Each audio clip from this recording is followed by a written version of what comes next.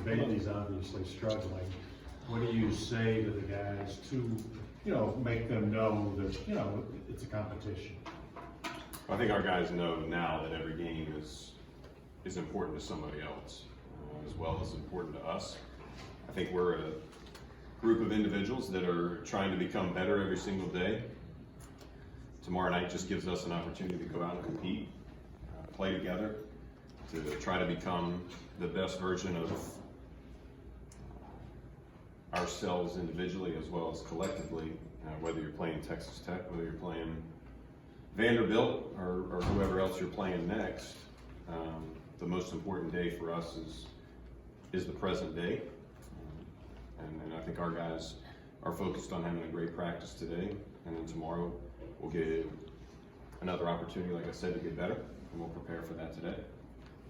What specific improvements will you be looking for in this game? Well, I think you look for individuals to continue to be more competitive. That's something that when you have young people, every game that you step out there, it's a competition. And I think when guys are still continuing to master their craft, it's about being professional every single day.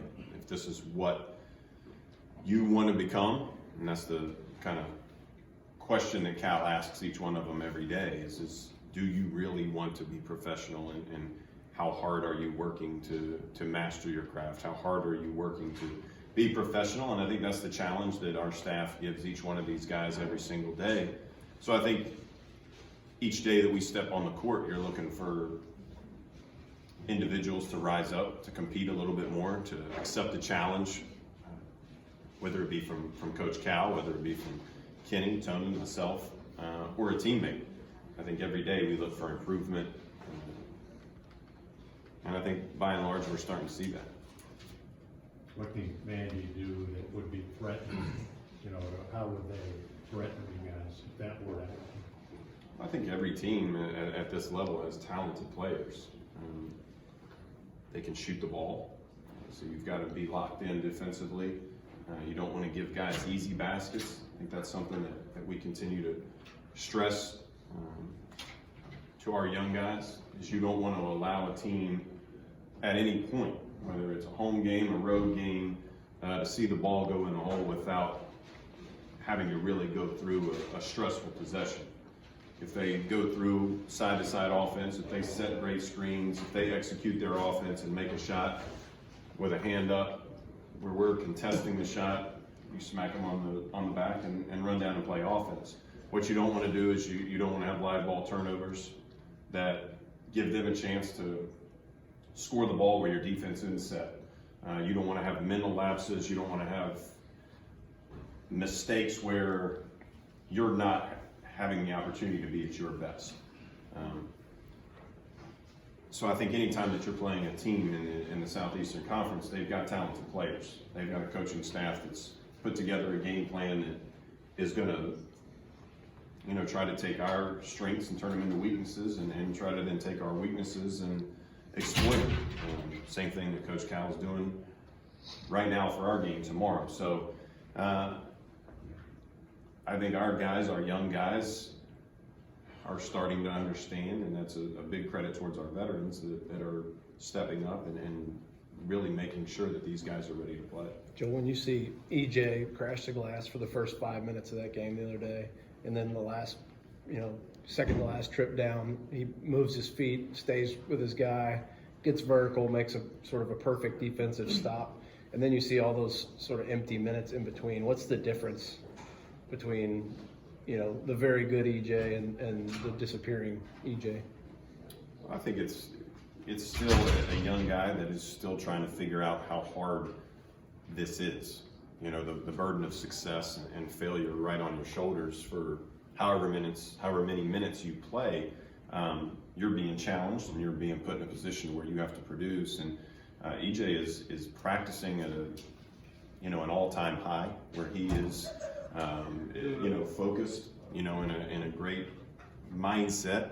I think the biggest thing that Coach Cal would talk about, would you say EJ's conditioning? That's going to help you is his conditioning. So, he's the guy, like I said, that is putting in the work. He's doing extra work. He's competing every single possession. And I think as a staff, that's all we can ask for. And you have to do it in practice before you do it in the games. And you have to do it for 5 minutes at the beginning of the game, and maybe you have to do it at the end before you can do it for 20 or 25 or 30 minutes, however many minutes it is. But you look at a guy like Nick Richards, who has now had a demonstrated performance over and over again, and you gain confidence from that. I think EJ's right behind him. Does that give you guys as a staff some hope, though, that he can start a game that way and that he can finish a game that way, that you can look and say it's in there? We know you can do that. Yeah, I mean, I think for us, we believe in EJ, and I think sometimes, like I said, it's not the coach or the assistant coaches that are putting confidence in these guys. It's themselves building their own confidence, and that comes from being in great shape. That comes from putting in the extra time on your own or with coaches, to then showing the ability to do it in the games, and that's where our guys are right now, is they're continuing to gain confidence in the games. And like I said, tomorrow night's just another opportunity for us to go out, play together, gain confidence, and ultimately, hopefully, come away with a win. Joel, do you think the Evansville game kind of resonated in the sense of you guys are ready, no matter what, or not? Is that ancient history at this point? No, I mean, I think when you go through a season, you're always able to teach, as coaches, and that's not something directly that we talk about, but it happened, just like the Michigan State game happened, or now most recently the Texas Tech game happened, where you have opportunities to learn, you have opportunities to teach. But I don't necessarily think, and I don't know that Coach would kind of echo, my statement of saying I don't know that one game sticks out more than any one other. Maybe to the players it does, but that'd be a question maybe for them. But for us, this is a process, and that was a step in our process of becoming a better team. Joel, can you give us a little update on Dante with Khalil leaving? Has his timetable changed? Or? I mean, he's practicing, he's getting better. I think a guy like Johnny Juzang is going to, have an opportunity to play more minutes. And he had some great minutes in the game the other day. I think Keon Brooks, was a little bit under the weather down in Lubbock, and I think he's a guy that is going to be thrust a little bit more into that kind of wing position, where he was playing a little bit of like a stretch four, but you got great minutes out of Nate Sestina the other night. And I think for us, it's, our guys come into games and they're all ready to play. And I think you're excited about Johnny, you're excited about Keon, in those settings, really when healthy, both of those guys have had some opportunities taken away from them by illness. And I think you move forward in hopes that they're all ready and that we all are healthy tomorrow night and moving forward. How realistic is it, Joel, that Dante, he hasn't played, it's late January, that there's time for him to catch up and, contribute? I mean, I think Dante's working hard, and everyone's on their own path and their own timetable, and, when Dante's ready and, willing to be ready to go, I think for us, it's, there's no rush, on our part, and I don't know that there's any rush there. You want to make sure that you're in the right frame of mind, the right physical state of mind, and, we'll cross that bridge when we get there. Nick said the other night that he's comfortable and that he feels good. He knows his role on the team. Is that good to hear as a coach? That he is feeling comfortable in his role? I mean, Nick is a guy who has put time in. Who's, once again, like I said earlier, has had a demonstrated, performance and has had success doing what, Coach Cal has asked of him, what our team has needed from him, and he's done it in major minutes. And when I say major minutes, crucial points of the game. And you're only going to gain confidence through that.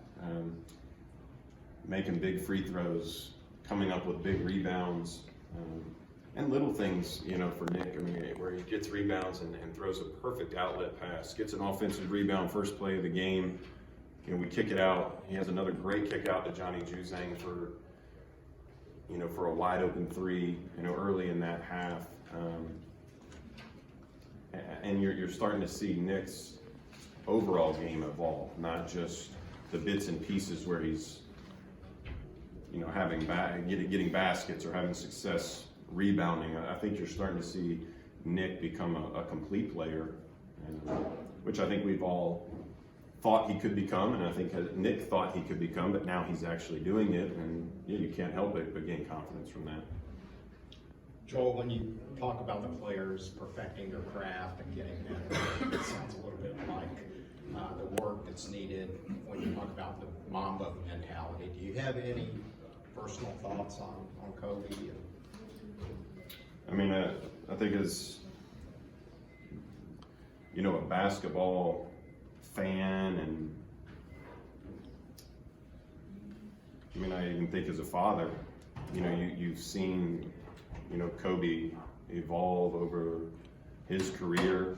You know, I can remember like it was yesterday getting up at, I don't know, 3:30, 4 o'clock in the morning to watch that gold medal game when Kobe went crazy in the fourth quarter, and I remember the rest of that day just feeling just this euphoria because, you know, USA Basketball had hit that low, and now Kobe had basically put the country on his back and helped us get the gold medal.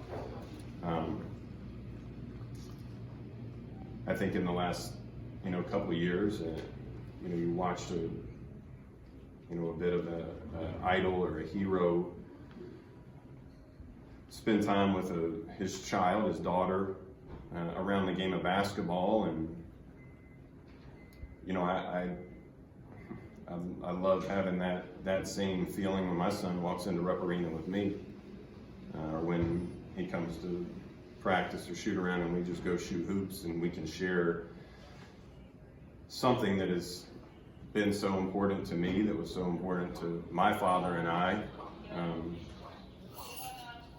And when you see somebody like that, and then all of a sudden they're no longer here, you know, it really is a sobering moment in a lot of ways.